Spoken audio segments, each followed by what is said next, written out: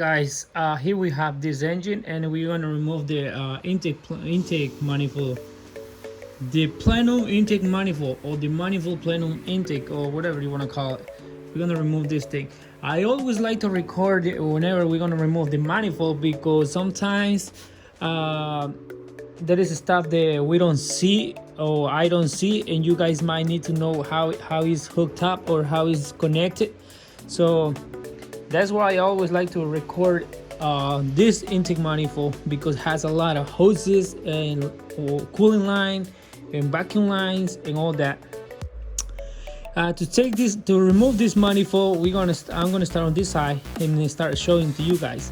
You're going to remove this cooling line right here, and this is like a vacuum line, but it doesn't have it. And here is another cooling line goes under the plenum. It comes all the way back, but right here you're gonna have 12mm bolts that is holding these brackets right here. And we had to remove the clamps on this one. They must be removed, and watch out with this one, because this one like to break. And right here on the back we have more components. Like I say, I can't explain to you how to remove this, but sometimes you need to know how this yak, or the idle control valve is the idle control valve is hooked up. So this idle control has 3 bolts right here. It can be removed. Also this hose right here, and also it's hooked up to this one right here. I saw a guy on the Facebook group.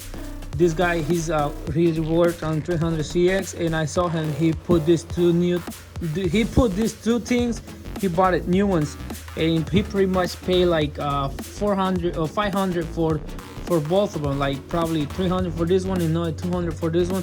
It was like around 400 to 500. I'm not quite sure. I don't remember, but something around that. Brand new. Where he get it? I think he get it from C1 Motorsport or Concept C, I think. Okay, to remove this intake, we gotta remove this line right here, a cooling line. It comes from the back. This one can stay. You don't have to remove this one.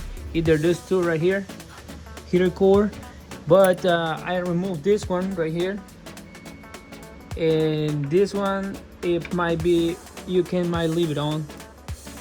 And on the back, to remove the plenum, that's basically what you need to remove. There is not a lot of stuff in here. I mean, it is a bunch of stuff, but you don't have to touch most of them. But like I say, sometimes I show you a video, but I try to show you like as slowly as possible, so that way you guys can see what is in the back or what is behind the engine. And on this side, we have this line, but we only going to disconnect this one. It's right here, for a cooling line for the turbos. We gotta unhook this one too. This is like a vacuum line.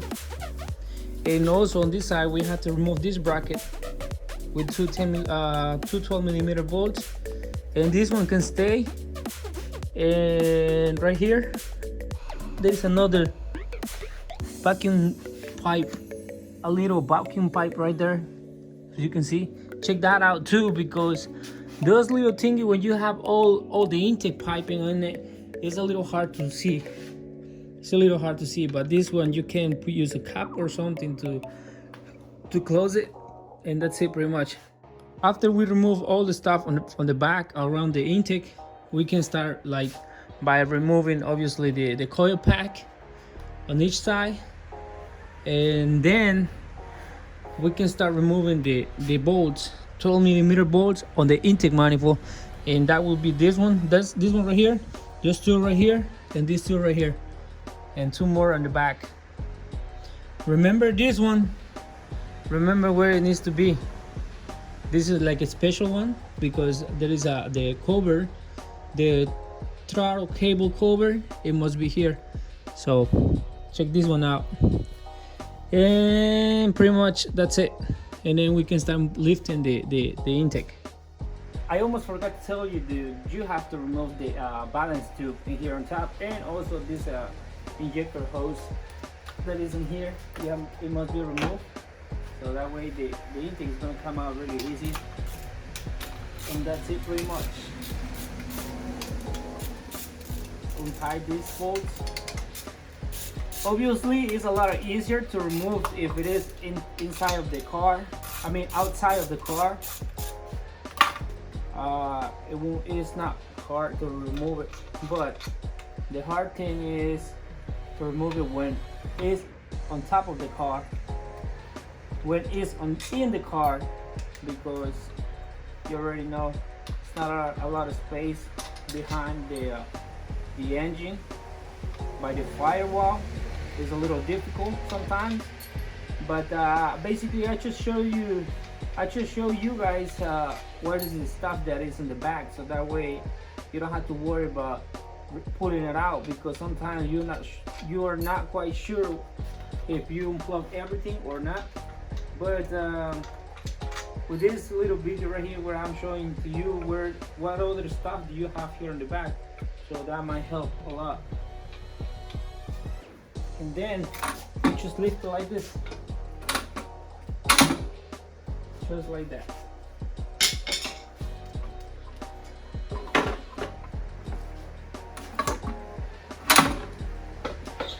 Don't forget the one on this side. Hello. Hi.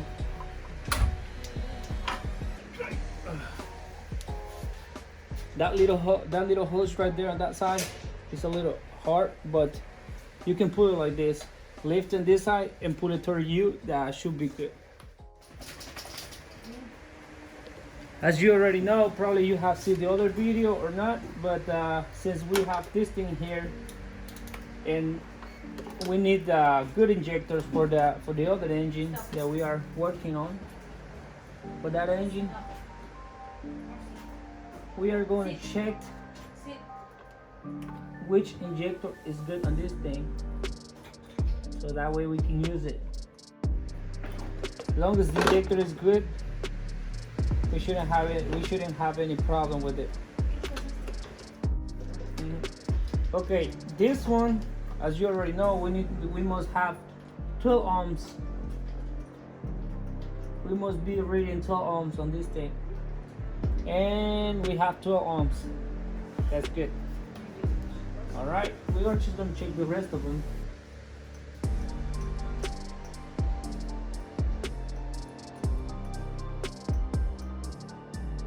And we have this one with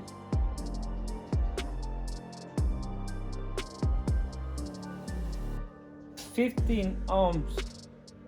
Is one number over the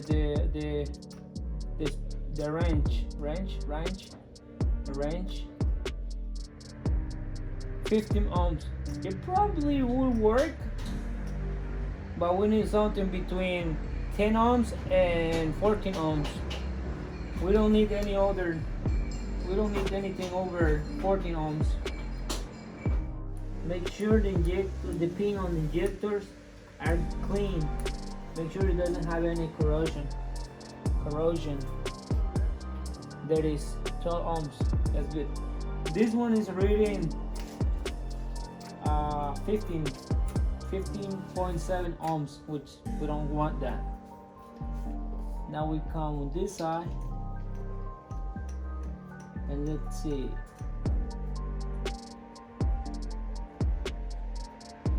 It's not even reading. Well, this thing is not reading anything good. Alright, we have the third one is good. Now we have 3 injectors. They are working good. This one, not good, my friend. Alright, I'm gonna remove those 2 right here and that one right there. Why I'm using this injector? Because this is not something really hard to replace. You know, it might be a little difficult, but this anybody can do it.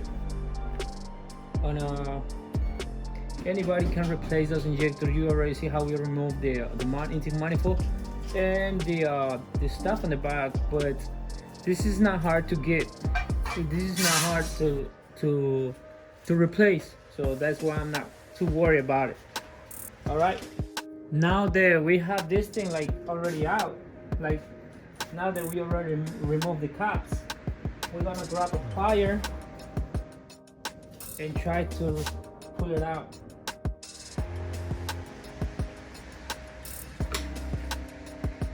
Pull it like this.